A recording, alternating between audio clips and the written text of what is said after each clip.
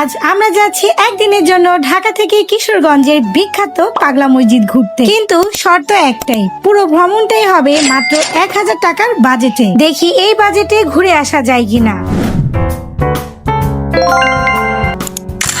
আসসালামু আলাইকুম, সবাই কেমন আছেন? আশা করি সবাই ভালো আছেন। আমরা আজকে কিশোরগঞ্জ পাগলা মসজিদ যাওয়ার উদ্দেশ্যে রওনা হয়েছি। আজকে আমাদের হাতে একটাই চ্যালেঞ্জ, পুরো যাওয়া আসা খাওয়া দাওয়া সবকিছু 1000 টাকার মধ্যে কিশোরগঞ্জের বিখ্যাত পাগলা মসজিদ ঘুরে আসব। সকাল 8টা বাজে আমরা বের হয়ে গিয়েছি কিশোরগঞ্জের উদ্দেশ্যে। আজকের দিনটাতে এত সুন্দর ওয়েদার, যাওয়ার পথে ড্রাইভ করে যাওয়ার সময় আমাদের অনেক বেশি ভালো লেগেছে। কিছু দূর যাওয়ার পর অনেকটা রোদ উঠে, কিন্তু বাতাসের কাছে এই রোদের তাপ কিছুই না। যেতে যেতে সাইনবোর্ড চোখে পড়লো, লেখা ছিল মাধবদী। কিশোরগঞ্জ যাওয়ার পথে আমরা মাধবদী পর্যন্ত চলে এসেছি। সকালে রওনা দেওয়ার কারণে আমরা রাস্তায় কোনো ধরনের যানজট পাইনি। এরপর চলে আসলাম আমরা ডাঙ্গা ঘোড়াশাল নরসিংদী রাস্তা। অনেক সকালে রওনা দেওয়ার কারণে আমরা বাসা থেকে নাস্তা খেয়ে বের হতে পারিনি। অবশেষে আমরা একটি হোটেলের সামনে থামি। এখন আমরা নাস্তা খাওয়ার জন্য ভিতরে চলে যাচ্ছি। হোটেলটি নরসিংদী রাস্তাতেই ছিল। এখন আমরা ভিতরে চলে যাব। বাইরে যেহেতু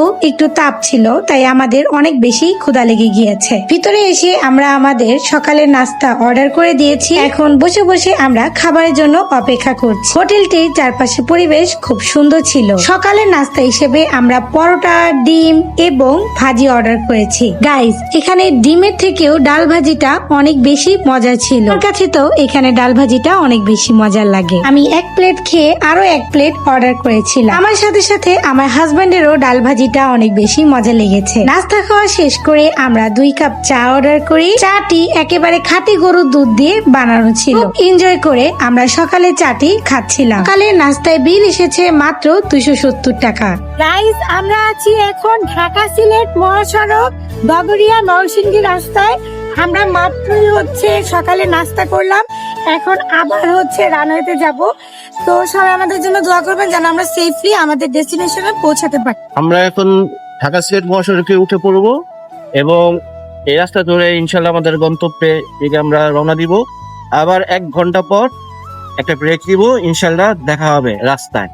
চলো। এরপর আমরা চলে আসি সিলেট হাইওয়ে নরসিংদী রাস্তাতে। আমাদের আজকে যাত্রাটা আসলেই অনেক বেশি সুন্দর ছিল। এই দিকটাতে এসে দেখলাম অনেকটা গাড়ির জ্যাম ছিল। এটা হচ্ছে শিবপুর গাজীপুরের রাস্তা। গাইস, অলরেডি আমরা গ্রামের মধ্যে এসে পড়েছি। দেখেন চারপাশে কিন্তু অলরেডি সবুজ সবুজ ঘাস, তার মানে আমরা কিশোরগঞ্জের হয়তো কাছাকাছি চলে এসেছি। দেখেন গাইস, হ্যাঁ, তারপরে গরু রাখা আছে খাওয়ার জন্য। কিছু দূর সামনে যাওয়ার পর আমরা অনেক সুন্দর একটি মসজিদ দেখতে পাই। গাইস, যাওয়ার পথে অনেক সুন্দর একটি মসজিদ দেখতে পেলাম, খুবই সুন্দর।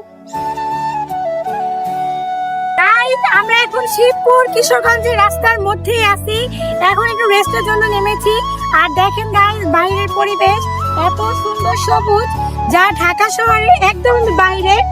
আর এখন আমাদের রেস্ট হয়ে গিয়েছে, আমরা এখন চলে যাব একদম কিশোরগঞ্জ পাগলা মসজিদের সামনে। চলো গাইস।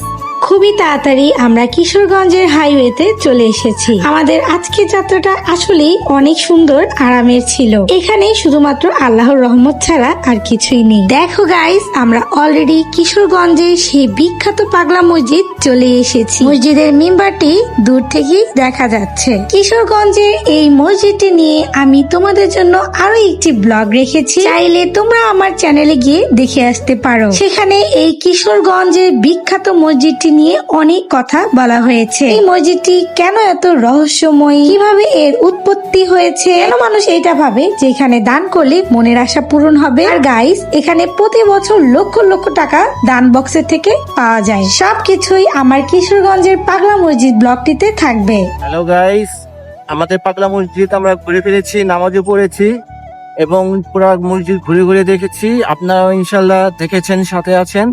তো এখন আমরা বাসা থেকে ব্যাক করছি, ঘুরি ঘুরি বৃষ্টি হচ্ছে। তো যেতে যেতে ইনশাল্লাহ দেখা হবে। আমরা রাস্তায় আবার কথা বলবো, মাঝখানে ব্রেক দিব, তখন ব্রেক দিয়ে কথা বলবো। আমার জন্য দোয়া করবেন যেন আমরা আরো অনেক জায়গায় এরকম ঘুরে ঘুরে দেখতে পারি এবং সাথে আপনাদেরও দেখাতে পারি। তো চলুন রাস্তায়, ইনশাল্লাহ দেখা হচ্ছে আবার আমার। যাওয়ার পথেই আমাদের বৃষ্টি শুরু হয়ে যায়। আমরা এই হোটেলের সামনে থামি, যেহেতু আমাদের এখনো দুপুরের খাবার খাওয়া হয়নি, তাই আমরা এখান থেকে আমাদের দুপুরের খাবারটি খেয়ে নিই। এখানে অনেক আইটেমই ছিল খাওয়ার জন্য। তাড়াতাড়ি করে আমরা খেতে বসে পড়েছি, কেননা আমাদের দুপুর পার হয়ে বিকাল হয়ে গিয়েছিল। অনেকটা খিদা লেগে গিয়েছিল আমাদের। খাবারটা অনেক বেশি মজা ছিল। প্রত্যেকটা তরকারি একদম ঘরের হাতের বানানো মনে হয়েছে। আর গ্রামের বাড়ির খাবারের স্বাদ একটু অন্যরকমই হয়। গ্রামের বাড়ির হোটেলগুলো দেখতে একটু অন্যরকম হয়, যা ঢাকার স্টাইলে না। দেখেন তারা কিভাবে টিনের ঘর দিয়ে তাদের হোটেলগুলো তৈরি করেছে। এইখানে আমাদের বিল এসেছিল 240 টাকা। পাশে যে ছেলেটি দেখতে পাচ্ছেন, ছেলেটি কিন্তু অনেক বেশি উৎসুক ছিল যে আমরা ভিডিও করে কি করছি। যখন জানতে পারলো এটা আমাদের ব্লগের জন্য, তাই ও বারবার ভিডিওতে আসার জন্য রিকোয়েস্ট করছিল যেন ওকেও আমাদের ব্লগে দেখা যায়। গাইস, ফাইনালি আমাদের খাওয়া দাওয়া শেষ। এখন আমাদের যাওয়ার সময়। বাইরের বৃষ্টিও একদম থেমে গিয়েছে। এদিকে বৃষ্টিতে আমাদের বাইকটা একেবারেই ভিজে গিয়েছিল। যাওয়ার আগে ও বাইকটা ভালোভাবে মুছে নিচ্ছে। বৃষ্টিতে পুরো বাইকটাই একদম ভিজে গিয়েছে। গাইস, মাত্র লাঞ্চ করলাম, এখন হচ্ছে কোক খাওয়ার জন্য এসেছি। আমরা বাসায় চলে যাব। বৃষ্টি একদম বন্ধ হয়ে গিয়েছে। এখানে থেমেছিলাম, হচ্ছে অনেক বৃষ্টি হচ্ছিল, বাট এখন হচ্ছে বন্ধ হয়ে গিয়েছে। আমাদের লাঞ্চ শেষ, এখন একটা কোক খেয়ে আমরা আবার চলে যাব আমাদের বাসায়, আমাদের নিজের গন্তব্যে। আমরা এখন রওনা হয়ে যাই যাওয়ার জন্য, কারণ সন্ধ্যা হওয়ার আগেই আমাদের এই জায়গা থেকে বের হয়ে যেতে হবে। জায়গাটা অনেক বেশি সুন্দর ছিল, আর আমাদের এখানে সারাদিন থাকতে খুবই ভালো লেগেছে। গাইস, মাত্র 1000 টাকা খরচ করে কিভাবে ঢাকা থেকে কিশোরগঞ্জ ড্রাইভ করে সুন্দরভাবে ঘুরে আসা যায়, সবকিছুই তো আজকে তোমাদের সাথে শেয়ার করলাম। তোমাদের কেমন লেগেছে কমেন্টে জানাও। গাইস, আমরা পাগলা মসজিদ ঘুরে আসলাম এবং সাথে আপনাদেরও দেখালাম। কেমন লাগলো আজকে এই ব্লগটি অবশ্যই কমেন্ট করে জানাবেন এবং আমাদের আরো বেশি অনুপ্রেরিত করবেন যেন আমরা আরো অনেক জায়গায় ঘুরতে পারি। এবং আপনাদের আমার চ্যানেলে যারা একদমই নতুন, সবার আগে আমার চ্যানেলটি সাবস্ক্রাইব করে দিবেন। সবাই ভালো থাকবেন, সুস্থ থাকবেন।